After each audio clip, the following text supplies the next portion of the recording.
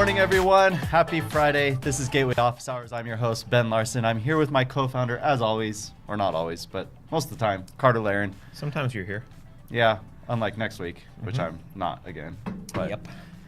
follow us on Instagram, Twitter, Facebook at Gateway VC. That's a little bit different and easier to say than GTWI Inc., but we have changed it.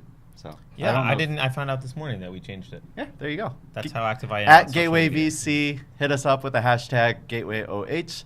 Ask us your questions, and we will try to get to them. And subscribe to the YouTube channel, please. YouTube, Facebook, podcast, iTunes. All the stuff. All the things. Do all the things. Hashtag all the things. We have a great guest on today. Breaker of chains. First of his name. Nitin Pechasia. Did I pronounce it right? I think you pronounced it correctly. How do you pronounce your name? That's how you say it in Dothraki. Oh, there you go. Wow. You got it. All right. You got That's it. not how you say it in Palo Alto, though. Let me tell you that. You got it. Yeah, thank you for coming on. Unshackled, doing amazing things as a VC with immigrant founders. We're going to dive all into it. Sure. You just have, from our experience, incredible advice for founders, really just quick to pick apart their ideas, give them that raw feedback that they need to hear, and get them to the next level. So we know that you've been working with some of the founders that we've worked with through Founder Institute. And some of the Gateway founders you've picked apart for us, which has been awesome. Yeah. We don't know if they're quite up to Whatever standard, helps. though. No, it's good. You're one of the guys. So we've mentored several times before together, and you're one of the guys that I'm like, you up the game when you're like the pitch judge, because like usually if you're kind of lazy and you go as a judge, there's the decks are so bad and shit, you can just like, it's easy to pick on them. But you always come in with like really insightful, awesome feedback. And so whenever I mentor with you, I'm like, oh fuck, I have to be good because like Nitin's here. I'm like, I'll look like an idiot if I don't say something like kind of intelligent. I think that's another way of saying I don't know how to be diplomatic. I'm just way too direct. Maybe, so I don't know, but you're really I'm good. You're thinking. really insightful. I love sending founders to you because even if we feel like, oh, yeah, this is pretty buttoned up. And then you're like, actually, there's this like huge hole over here. And it's, oh, yeah, fuck, we missed that.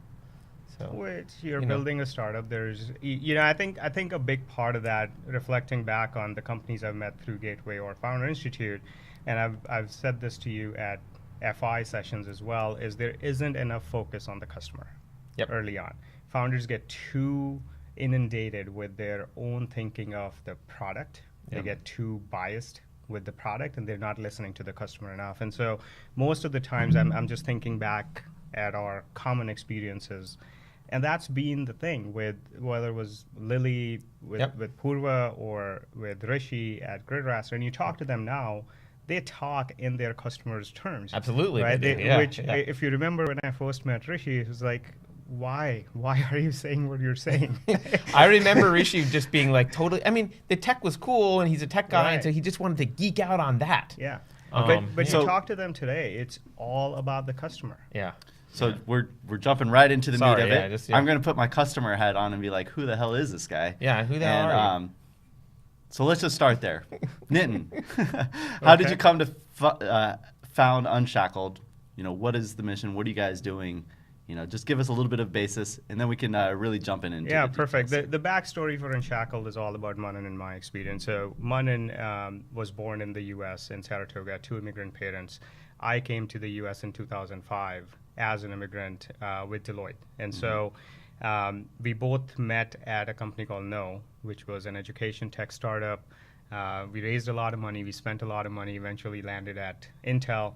But Manan and I built a great working relationship there. And then I left to start my first venture called Trimble, which was my exposure to, if you're on a visa, if you're an immigrant, besides the normal challenges of building a company, what else do you have to deal with? And everything that falls in the category of else is a distraction. Because you're not focusing on your customer, you're focusing on something else, right? Manan, coincidentally, a few months later, started a company with an immigrant. Until then, the only reason he thought of Visa was Visa or MasterCard, right? But then it became personal to him as well. So after about 1.5 years of me working on my startup, Manan working on his startup, we realized that there's a big problem and therefore a big opportunity to solve the problem for this set of entrepreneurs who've historically created phenomenally successful companies in the US, but now are getting distracted by the extra challenge of dealing with immigration. So that distraction causes two things. One, you either slow down, meaning you wait for your green card. And if you look at those timelines, that's going to mean most of these founders will spend their prime working for somebody else, right? Yeah. Or you take the leap that we took, but you end up spending a lot of your time dealing with attorneys or doing things that are kind of abnormal. And so we figured at the earliest stages, when the founders have gone through customer discovery and are now ready to jump in full time to build a product, take it to the customer, that's the time where they need extra resources besides capital. And with our experiences having raised money from some of the more innovative firms like First Round Capital and Andreessen Horowitz, which were more operationally intensive, we figured if we add the venture resources of taking away those distractions, we could build a great firm. That's how it all started back in April. It was a April Fool's joke on April 1st, 2014. And you know, it's been one way, just up and to the right since then. Awesome. And you're on your second fund now. You've funded a bunch of companies. Two of them you mentioned. Right. And we made an SEC filing for Fund 2. That's all I'm allowed to say. Fair. Fair enough. We won't ask you any more questions about it. But so that's great. You're clearly mission driven. You're helping immigrant founders break down these barriers and take it to the next level, focus on their companies. And you also found that this is a highly lucrative kind of focus for you because these are founders that have high potential and in the past have built great companies. Right. Fantastic. Yeah, so I wouldn't say we're mission driven. I would say we're customer driven, and our customer is the entrepreneur. And what we're looking at is there's a set of these customers whose problems/distractions aren't being fully addressed, and we can create a product that addresses that. And so, because mission driven starts going into kind of like social impact or impact investing side, we're none of that. We're as capitalist as venture capitalist gets. Right. So we're all about creating massive venture scale companies. We focus on ownership, we focus on returns, and so the entire structure of the fund is all about picking the best founders, backing them, and adding resources to help them move fast as possible. Right. Everything that any other venture firm does. So I want to dig into this a little bit because, having grown up in the U.S. and being born in the U.S., and I was in Silicon Valley, knew you actually working on startups, advising startups. Right. Immigrant status of the founder wasn't something that crossed my mind as like a thing to deal with. Right. It just like, oh, how do you start a company? Well, you go start a company. What do you mean? How? You just go do it. And it wasn't until Purva actually, who I was advising, had this issue where she's like, I think I forget what I don't remember. I don't want to reveal her details. She was on some visa. I don't remember what it was. Right. But it became an issue of like, can I stay in the country? Can I do this? Blah blah. And it's really frustrating no matter where you stand on immigration generally.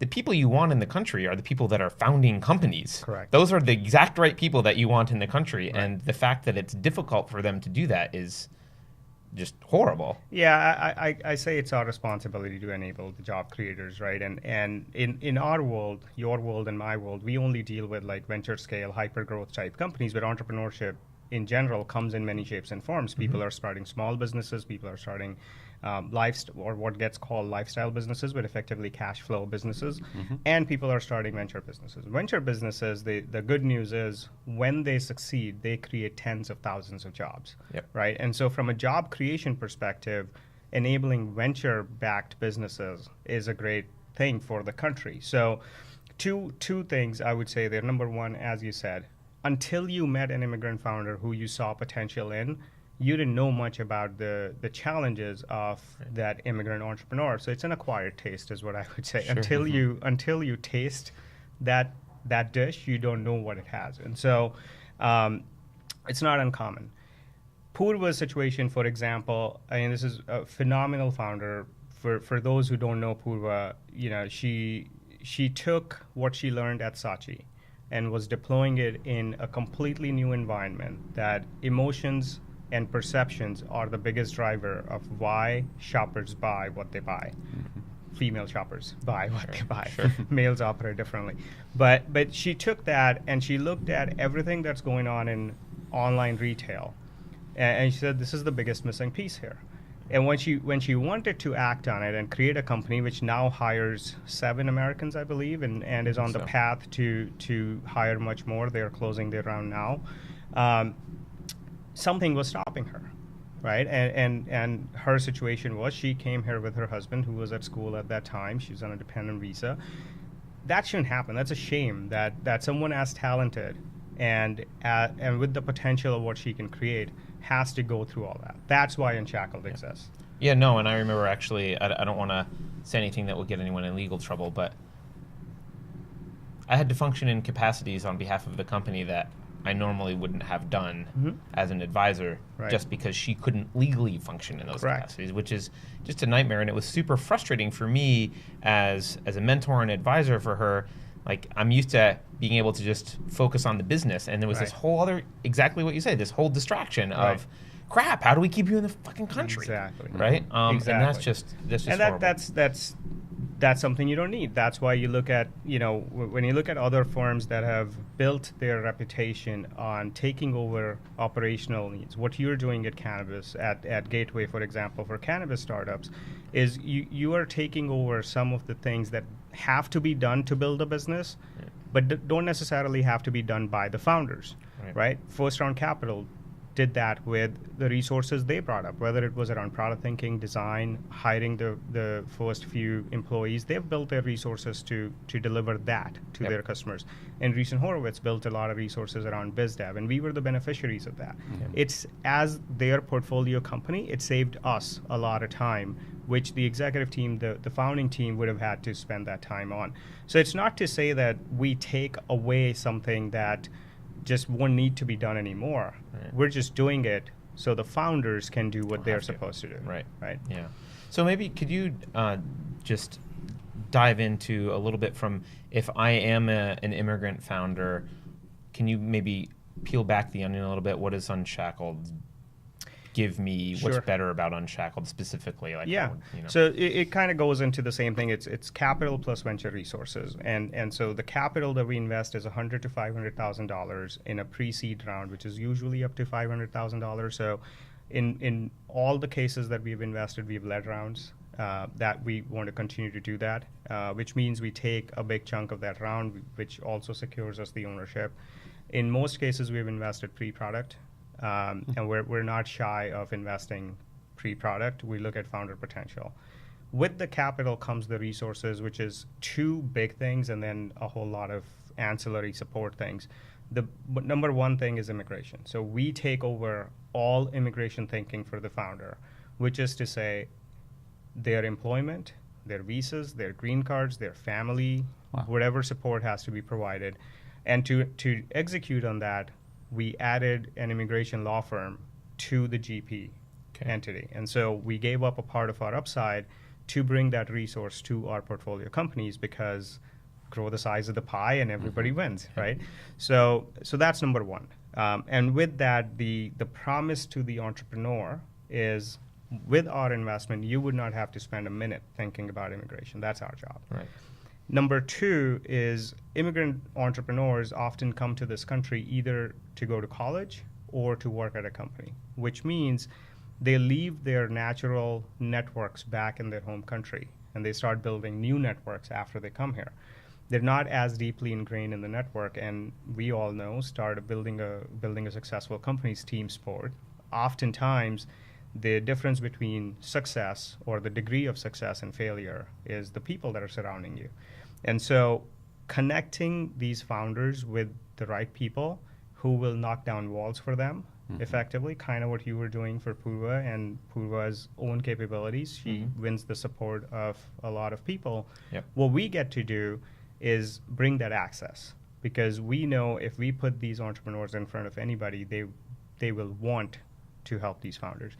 What we have learned is everything works much better in a one-on-one environment. So we try not to do any group things. And so we look at the business, we say to the entrepreneur, they often work out of our office, so we know the business very closely, and we know what the need of the day, of the hour is.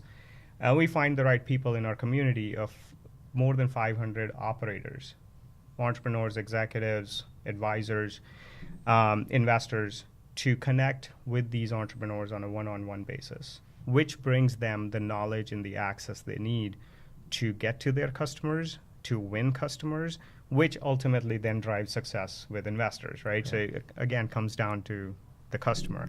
But all of it revolves around if, for example, someone's building a B2B SaaS product, what's the right go-to-market strategy? Versus if someone's building a marketplace type product, it's a different person who should be advising them on the go-to-market strategy. So Manan and I, we kind of play this in a football analogy, the head coach role. We're kind of looking at who are the best specialists to bring into the game, and we enable that, right? It's go ahead. Oh no, sorry. In that you started going into the founder potential and like that kind of alluding to the selection process and their ability to kind of gain the support of good advisors and strong team players. Right. You know, we spend a lot of time trying to figure out, you know, how to identify the best founder potential. And I mean, as a VC, you're going to hold some cards close to your chest, but like, not at all. Would you share with not us at all. This is what not your trade formula secret. or, you know, whatever it is? Yeah, there's no secret, and it's not a science. So I wish I could write it down to a formula and say, here's the formula, start replicating it, right? It just doesn't work like that. So a lot of this is intuition, and we've learned in the last 3.5 years we've personally met more than 2,500 founders in this process, right? So coincidentally, it's not a science, it's an art. But to enable that, when Manan and I got into this business, we started off thinking as we're a company that's going to solve this problem. We didn't realize we were becoming VCs. And then came the shock. Oh shit, we're now investors. We are we are the investors who we were customers of. So how are we going to bridge ourselves and our learning process quickly to become VCs? Because if you are a VC, you better operate like a VC. And that was the thinking that led to raising the first fund from a large number of professional angel investors, kind of super angels, and VCs, so we could learn from their collective learning, and we were honored that we have the support of people who've gone through some very successful funds and some not so successful funds, made good investments and some investments they regret. So we got to learn from the positives and the negatives, and fortunately they were very open with advice. So that was one part of the learning curve, is what is important. And as we learned, it's not just about picking.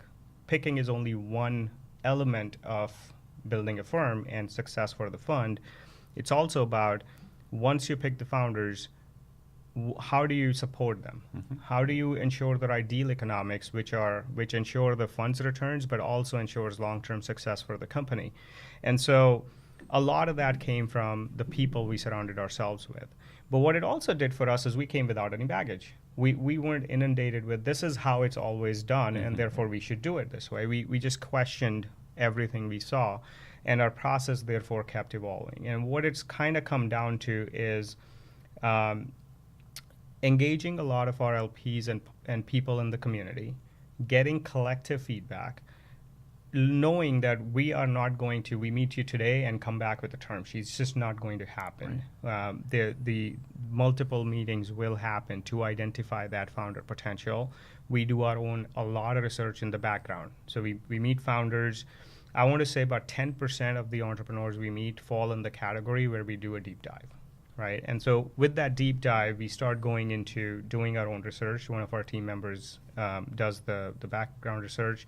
One of our portfolio companies has a product that we use for that research. But that's research into what's going on in the industry and who are the people in our network who know this industry really well, who could be potential customers, who could be potential executives to bring into this company, and potential investors. And we start approaching them to ask the questions, but they also educate us on what the right questions are to ask the founders. All in all, what that leads to is identifying a few different things. Number one, how well do these founders know their customer, right? And in some cases, they may not, because it's a technology that is still in the GridRaster is an example of that. It's in very early stages, and people won't appreciate until you come down with a use case. Most customers won't appreciate the product aspect of it.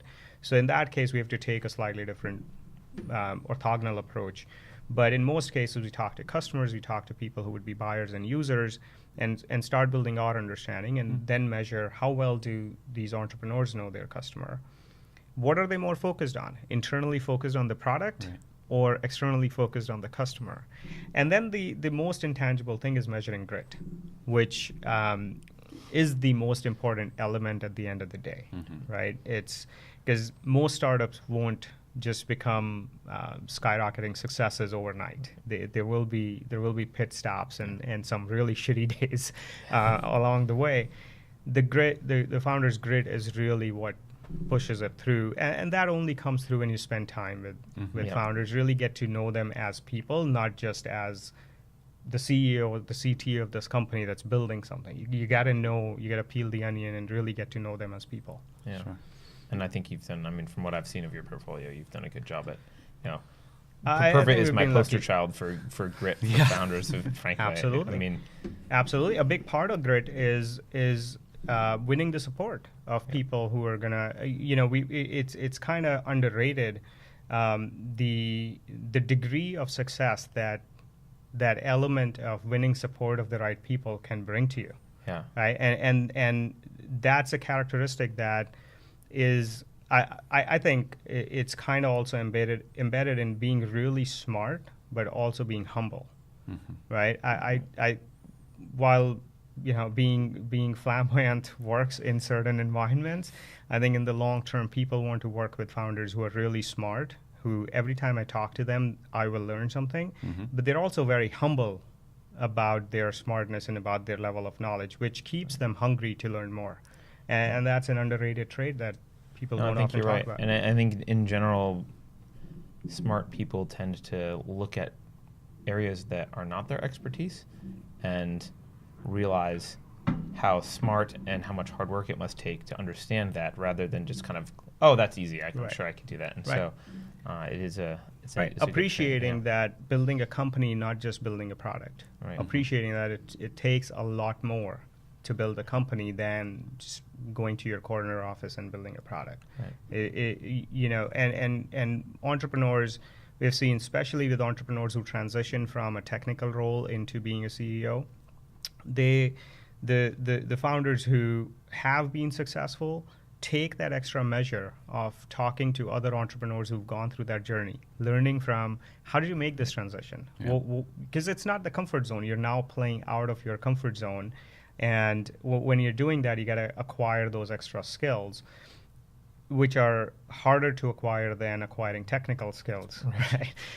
And so whether it's Rishi or Prateek or Sid, who was one of our latest investments, these entrepreneurs have been phenomenally successful in their technical roles, wherever they were, right? They are thought leaders in their spaces, they're community leaders in their spaces. But now they're in a completely new role where they are not responsible just to build a product.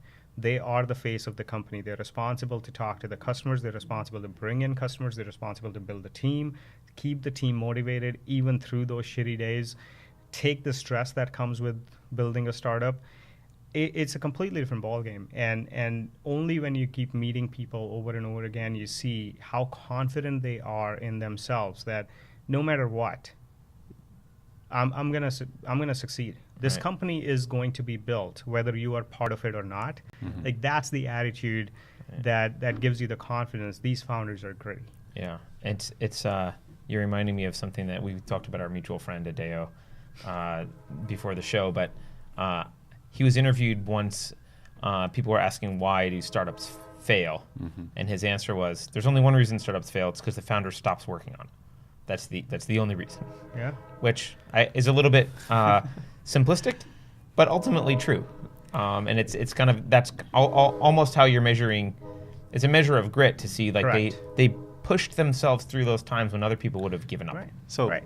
pushing Failing is not an option. pushing people that hard and evolving from, say, a technical person into this leader, there's a lot more than to just executing on a product, like you pointed out. And what we found working with early stage startups is there's a lot of psychology that goes into being the head coach and like dealing with these founders and helping them over these hurdles. And Are you experiencing that as well? Like, are you having meetings with some of these founders where it's like not so much about the product itself or what the company is, but just helping those founders kind of evolve and get to that next level? Yes, 100%. And a lot of what we focus on, that's one of the good things about investing pre-product is you get to be part of the journey. You get to play influence in that as well, but not on the product as much because we trust the founders will make the right decisions about the product. Our role is to bring the right resources to the founders to help them make the right decisions about the products. A lot of the conversations often are around reminding them to stay out of that comfort zone, especially for technical founders. The comfort zone is, if you ask a tough question, I'm going to build you the answer, right? It's a very, Rishi comes to mind, right? A very easy, because they're so confident of their technical skills, they just go, just give me one weekend, right? You ask me a question on Friday, let's set up Monday, 3 p.m., I'll show you the product.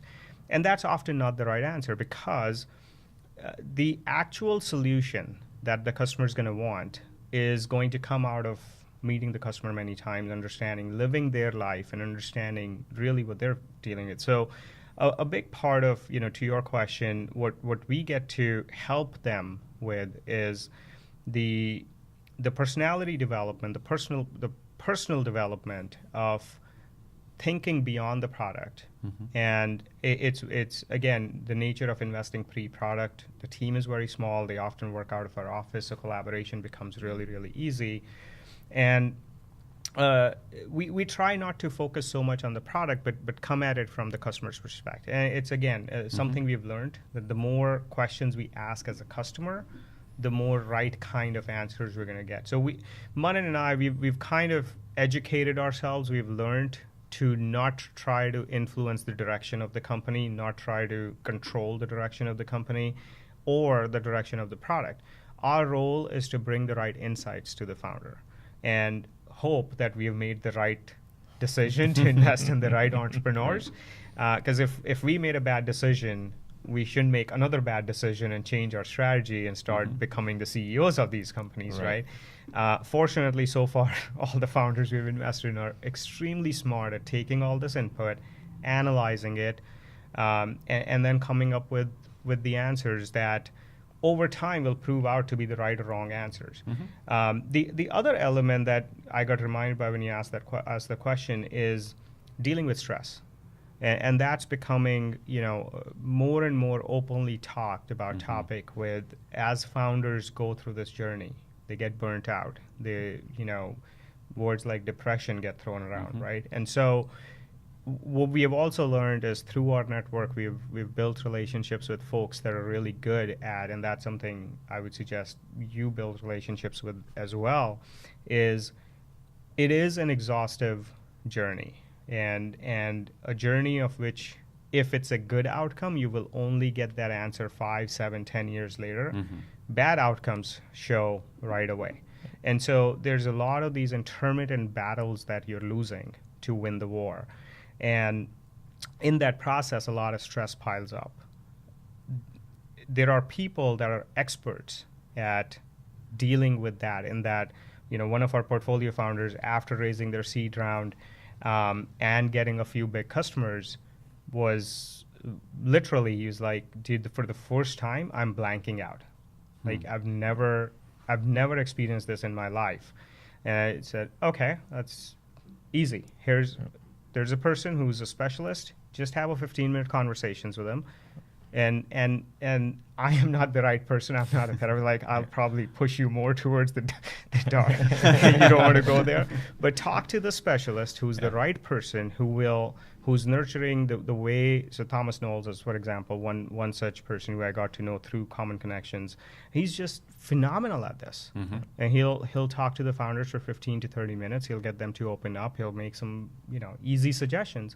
And I spoke with the founder again 3 days after he'd spoken with Thomas, and he's in a completely different shape. So it's another part of those ancillary resources that you need to have in your back pocket, because sooner or later entrepreneurs are going to need it. And I think other firms have started kind of building in-house or complementary resources around that aspect as well. Yeah, I'm glad to hear you do that. We actually do that Perfect. as well, and we have executive coach / therapy people around. We're gonna look Thomas up. Michael, write that Don't know name who down. Thomas is, though, Knowles. so I'd love to add him Thank to our you. list. of Happy people, to connect you. He's he's phenomenal. Yeah, it is a large part of, it's the reason I think a lot of things fall apart is often just the founder doesn't have the psychological support that they kind of need, and the emotional support. It's a hard journey. I mean, we have portfolio founders who've gone through, to keep the company running. They've gone through selling their homes, Right. and building liquidity for personal runway to keep going at it, and to the gritty point, right? Yeah. What does it take Right. to keep going? Yeah. And we'll just keep doing what it takes to keep going. But internally, it's a level 4 hurricane going Yes, on, you're right? right, yeah. And so it's a very delicate topic, but it's a topic that should be addressed. Yeah. So I don't know what just that the TV wants us to watch Wonder Woman. That's So yeah, thanks, more man. colorful. So let's step back for just a moment, because especially in the cannabis industry, there's a lot of first-time founders, or a lot, and maybe not even in the cannabis industry, but people who would be first-time founders looking at cannabis, because it's kind of an exciting space right now. Sure. But they're not repeat entrepreneurs, so they don't viscerally understand what it is that you're talking about founder stress and everything else, and then the transition from being a tech person to a CEO. How do you know? How do they know whether they should even start a company? Like, I feel like you're pretty good at telling people when what they're doing sucks. So, like, what are some red flags where you may want to you might want to put on the brakes here and not actually do this? I think it's more organic, and this is common when we talk to entrepreneurs. Oftentimes, we meet them before a company is formed. When they have an inclination, there's a problem in the industry. The shorter path is when you face the problem as the customer, or you were at a company and you saw a large section of the customers facing that problem. So it's a first-hand observation. Or you were facing the problem yourself, right? And now you have the chops to solve that problem, which is kind of where we fall. So there's a little bit of a cheat. Like, if you are the customer, you can you have a better understanding of the customer. Right. And in those cases, it's important not to get biased by just yourself as the customer. You need to go out and validate how many more of your kind are there. Right. Do they face the same problem, or you're just doing something stupid? Right. But in most cases, even in other cases, the best thing I suggest founders, before they think about there's a company that I should start, and before they think of quitting their jobs and going at it full time, is customer development. You've got to go out and meet customers, set a goal for, I need to get X number of customers to say, this is my top pain point. If you build this, I will buy. Even better if you can get to a point like our condition when I was at No, to quit my job at No and go to Trimble. Between the co-founders, our criteria was 3 paying customers, right? How do we get 3 customers to pay us, which is going to tell us that there's legs behind this product? Right. We had a LaunchRock page, no product, all of us part-time, making phone calls to these customers nights and weekends, right? And we got the 3. It takes effort. You have to call a lot more than you would once you have a product. Right. But I think the criteria, the number one criteria is get unbiased about what you think about your product and about the problem, and go to talk to the people who you would be selling to or who would be using your product. Do you have any advice about how to be unbiased? Because I people talk about being unbiased when they do customer development, but it's not as simple as it sounds often. Yeah, I don't know, because to me it comes naturally. So Fair. I'm not sure I can. Maybe you should be that. a journalist. I don't know. It's I was doing a session with Adeo and not Gotham, but another in SF, and there was the customer discovery session, which thank you for getting that added into the curriculum at FI. We took a use case example, and Adeo became the customer, and I was the entrepreneur, and we just role played it out on an idea that an entrepreneur who was part of the cohort had brought up. Yep. I think a part of it is just natural intuition, but I also think if you, as an entrepreneur, are really the right entrepreneur for that domain, you would know how to talk to your customers, right? So I don't know if I have a good answer to that question of being unbiased, except just aren't most people just like most entrepreneurs, shouldn't they just be unbiased and listen to data and They absolutely should be. Maybe that's a filter. Correct. It's part of meeting them, and if they're over obsessed at a very early stage with their own thinking and their own product, and it's not backed by data or science, then there is a problem, right? For us, at least. Yeah, no, I for think that's wise. Yeah, yeah. We usually there's a book I think we've recommended before on the show called The Mom Test, which is super short, but it's partly it's about constructing customer development that's not designed to give you a yes, right? But that's designed to give you a no. Okay.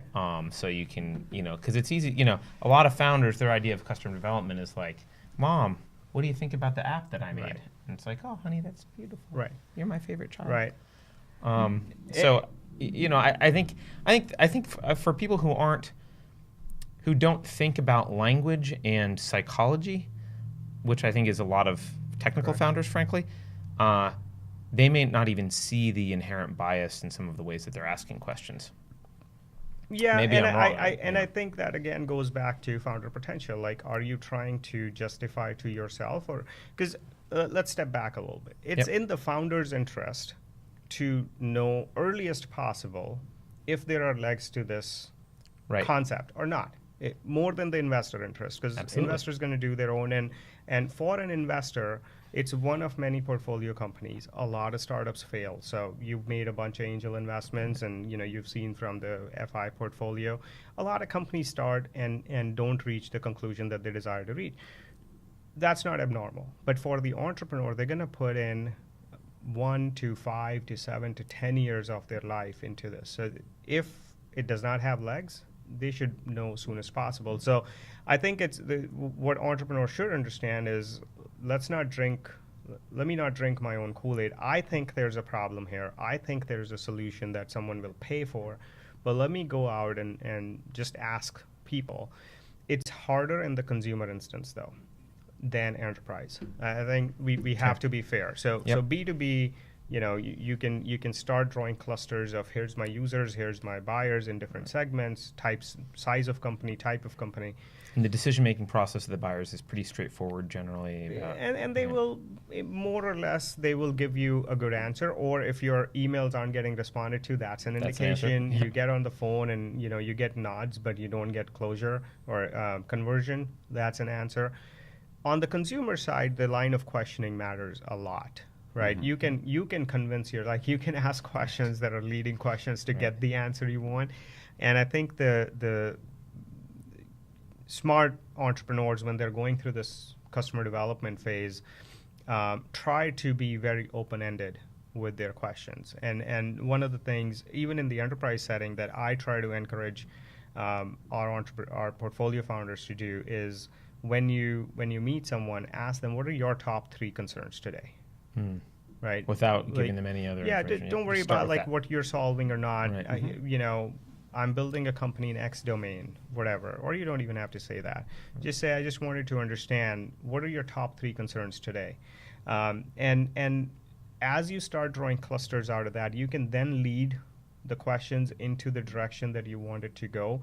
But if you're doing something that's not a top concern for the person that you're meeting, and obviously you're going to choose people by segmenting who you're building the product for. So if you're building, one of the companies was the school drop-off carpooling app. And so you don't want to just go randomly ask someone who's going to an office with what's your top concern today, because they're going to give you an out-of-context answer. Yep. But if you are by a school, and or in a family-oriented neighborhood, and you just say, I have just one question for you. What's your top concern right now? You start getting right answers, and but again, let the data drive the decision.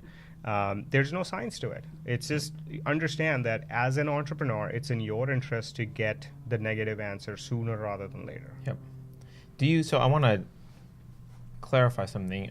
It almost sounds like, I don't want to put words in your mouth. It almost sounds like, though, you're saying being a good entrepreneur is not something that can be taught in that realm. You kind of had this attitude like, well, good entrepreneurs ask these questions in an unbiased way, and bad ones don't, and can't teach them. I don't want to mischaracterize what you're saying, but I'm a little bit. So I don't look at the world in good and bad. I look at the world. I look at the entrepreneur world in good for what you're doing, or great for what you're doing right now. Because the same entrepreneur may not be the best entrepreneur to build product A, but they keep going at it. They find something else that is related or tangential, or they came upon it through some direction, and they become a great fit for that. So founder problem fit is something that's not a constant. It changes. It's not something that people talk about too much, though, frankly. Angels do, because angels invest early. Yeah, VCs people talk about backgrounds more. and whether they've got an applicable background, but I don't really hear people say founder problem fit. It's not a tangible thing either, right? Yeah. So I think it's less about are you a good entrepreneur or you're not. It's more about are you a great entrepreneur in this context, with what you're doing right now.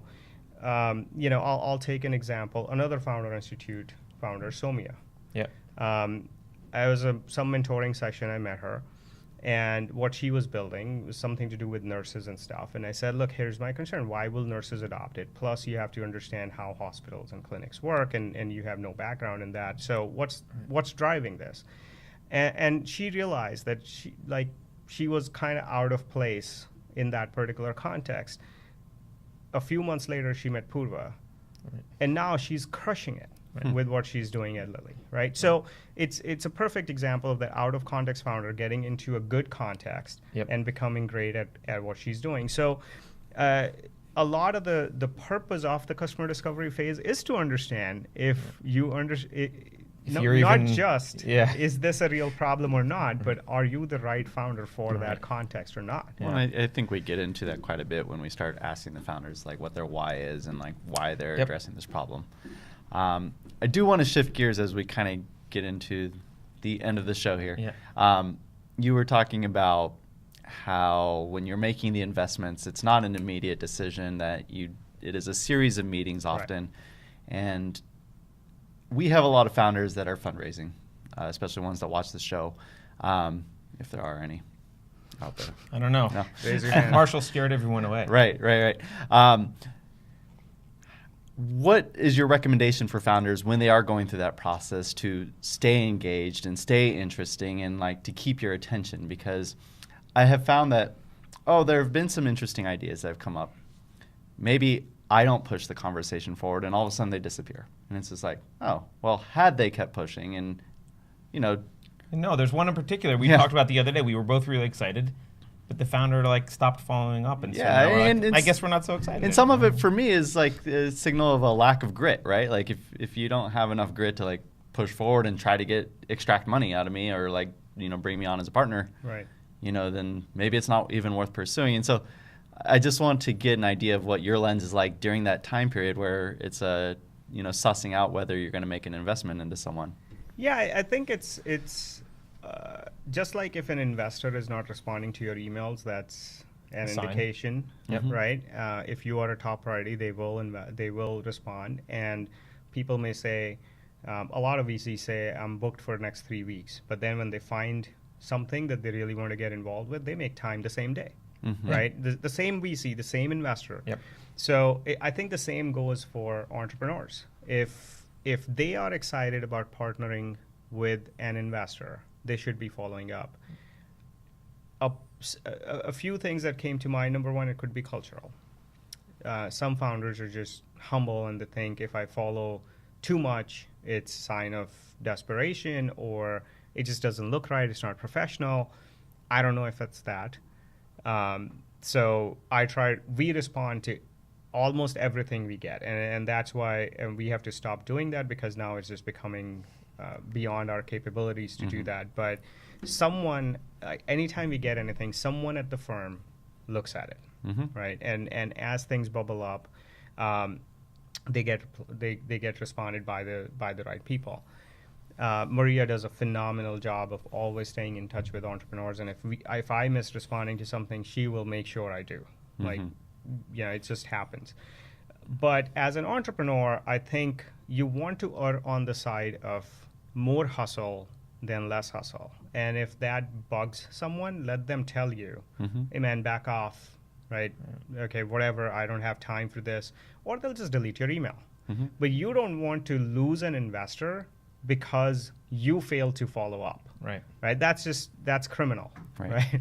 So I would say that is an indicator of hustle more than grit. And you want entrepreneurs who's gonna hustle their way off. And I would invest in founders that maybe 99% on technical chops, but 200% on hustle, because they will outperform, they will out-execute the more technically savvy entrepreneurs, right? And so it's another filter, let's say, another indicator. And another reason why multiple meetings, multiple interactions are important is you get to know the people for who they are as people, not just founder of company X. Right. Yeah, that makes sense. Yeah, I found that like what really like captures my interest is if the emails are short and polite, but if there's a nugget of, oh, this is what we accomplished since last time I emailed you, because maybe I am reading them and just not responding because I don't have time. But it's like, oh, we brought on this advisor, got this awesome customer. It's like all of a sudden the light bulbs start going off. I mean, look, as we fundraise, it's the same thing. And fundraising for funds, you guys are very much aware of this, is even harder because there's no fear of missing out for LPs, right? And so what do? We keep following up with new information. Here's new investments we've made. Here's how our companies are progressing. And something or the other clicks, right? So I agree. You have to be persistent. If you believe this investor is the right investor for you, then you got to stay persistent. You got to come up with interesting information, not just, just wanted to follow up. Like, that doesn't do anything. Yeah. The other thing I would say, and I recommend entrepreneurs to use, there's a lot of really good tools now. So, for instance, Polymail or multiple other mail tools let you see if the recipient has read your email or not. Why is that important? DocSend. If you send your pitch decks through DocSend, you know what people are seeing or not seeing, and what slides are they paying attention to. And I think, again, smart entrepreneurs will use these data points to build their story. They also know if they've sent you 3 emails and you haven't read any of those emails, they're either going to spam or something else is going on with you. You're in Hawaii, as you would be soon, but something else. And so therefore, I should take some other step to try and ask you, are you getting my emails? Yep. Right? And unfortunately, like, the good old ways, pick up the phone and call people. And now we have digital methods, email, which is a one-sided method. And I won't know until you respond. So use tools that give you an edge.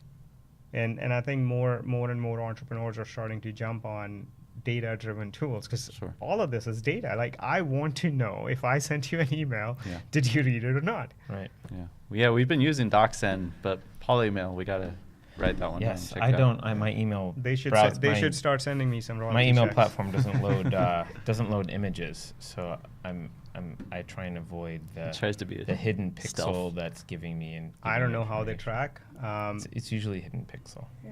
I don't care. I just want to know if you read my email or didn't. I know, but I don't want you to know if I read your email. So I still know. I know. Okay. Well, cool. So we're in the interest of time. I think we're close to wrapping up the end of this show, but I'd love to just maybe get your kind of final thoughts for maybe for early stage investors, because we've talked a lot about founders and kind of some stuff that they should do and being customer focused. And I think we've hit it a little bit on investors, but if you're an angel or an early stage investor, do you have any thoughts for there's lots of people that want your money.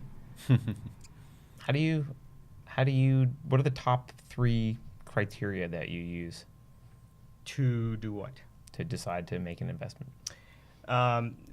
So I think I get asked by successful entrepreneurs or people that get introduced to us by one of our LPs on, we want to get into angel investing. How should we go about it? And the number one question I ask is, look, if it's a hobby, you're going to be writing off money. You're better off just spending that with gambling or golfing or like something else, right? Yep. Because investing works when you are disciplined about it. Like that's the number one thing I've learned. Any kind of investing, real estate, stocks, private, whatever you do. And so you have to ask yourself the question, how much time are you going to dedicate to it? Once you figure out how much time, then you decide which type of investing you want to do. And if private company investing, startup investing turns out to be one of the areas you want to dedicate some resources to, then you have to, number one question, what's your pipeline? Like, how are you going to build a pipeline? Because if you don't have a strong answer to that, you're going to get adverse selection by nature. Yep. Because people who are professionally doing it and are spending time and energy to build a pipeline will get the top pipeline. Absolutely. Right?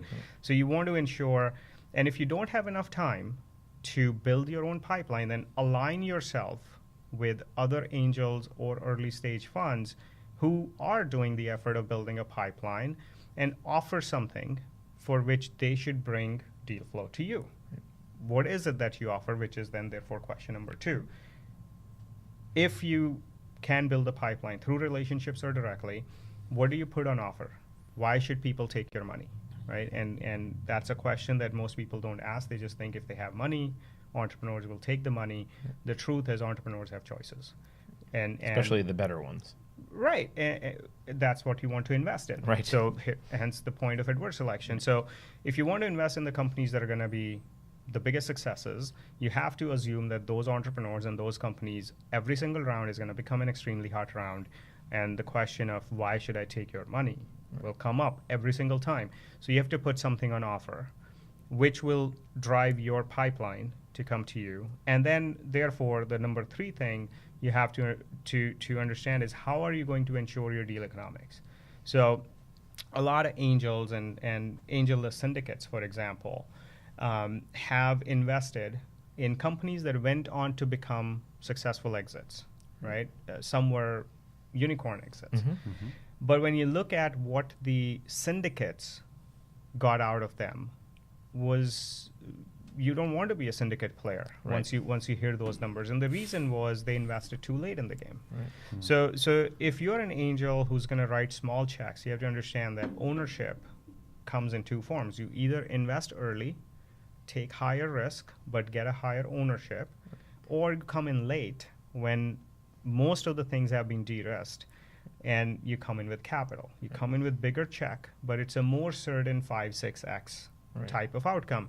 And so for angel investors, I personally try to suggest align yourself with other angels who are dedicating their time or funds that are doing this, and engage. And most of, like we, for example, we want active investors to engage with the right companies in our portfolio if they add value. So we're going to watch our interest, but we're going to give you a deal flow, right? Because if, for example, we have a company in the cannabis industry, I'm going to say, Ben and Carter just, know shit about cannabis. So I'll try to get whatever check I can get because I want their mind share in this company. So angels have to understand that entrepreneurs will take their money not for the money itself, but for the mind share. And then therefore there should be some value to the mind share, right? There are entrepreneurs who will take money just for the money. I don't know if I want to be in that company. Sure. So great entrepreneurs always have choices. They ask the question, whether it's a VC or angel, they ask at every round, they're going to ask the question, who should I take the money from? Because it's getting into a partnership. It's not just about money, it's about partnership. I am selling a part of my company to you. Why should I let you in to my company? We're now in business together. Right, and it's going to be a long-term relationship. It's not you buy today, sell a week later. It just doesn't work like that. So, I would say don't make it a hobby. have a clear-cut strategy around how are you going to execute on building the pipeline, offering value, and securing deal economics. Cool. That's an awesome answer.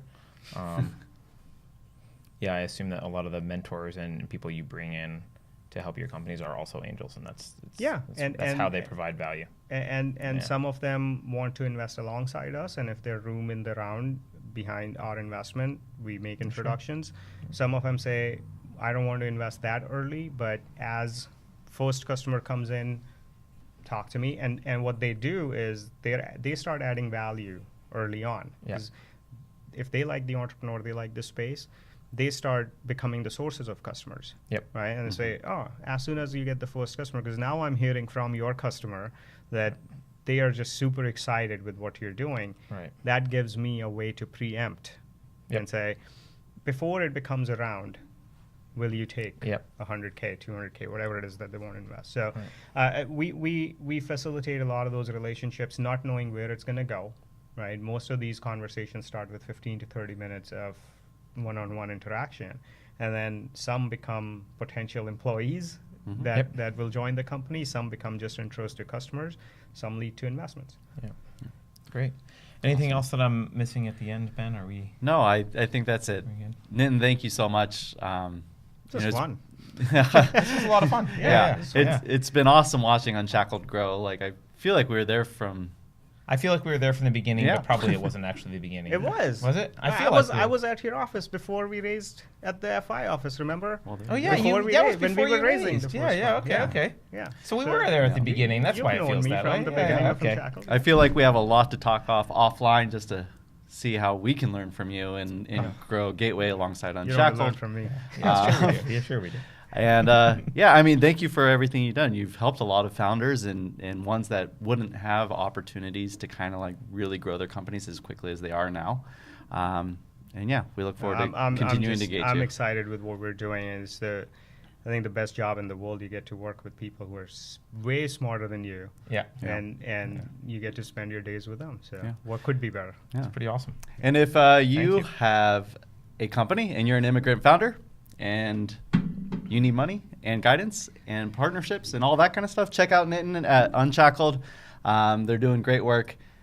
Keep working hard. Keep hustling. How should people get a hold of you? UnshackledVC.com. So, fortunately, our relationships are pretty wide now. So we spend a lot of time building relationships. It's very easy to get to Manan or me or Maria. Okay.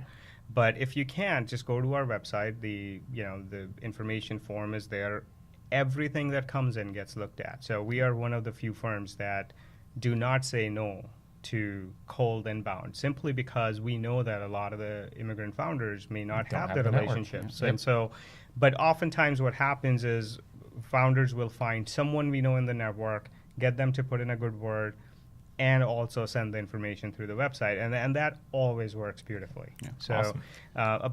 I want to say about 2/3 of our deal flow is coming through referrals from investors and entrepreneurs we've met, and that percentage keeps growing up. And that's a function of when we meet entrepreneurs, we don't just say yes or no and that's the end of the relationship. The relationship continues on, and so they refer their friends and their colleagues, and it's just very, very fortunate that it's been working that way. Awesome. So an accessible VC. Yeah. Look at that. Cool. So I didn't mean to interrupt your it's fine. It's all right. Finish signing off. I'm probably going to stumble again here. Michael, do we know who's on next week? Is it the founder of Defoncé? I'm going to say that it is. Really? He's coming up soon. I'm just guessing, but it might not know be he was coming on. Yeah. All right. Well, you'll find out next week. Well, another week of surprises, but I won't be here, so I don't really care. It's all on Carter. It's all on me. And Michael. Thank you, Michael. All right, everyone. Have a great weekend. We will see you soon. Come visit us next week and ask Carter questions. Yes. All right. Thanks. Thanks, guys. Thank you.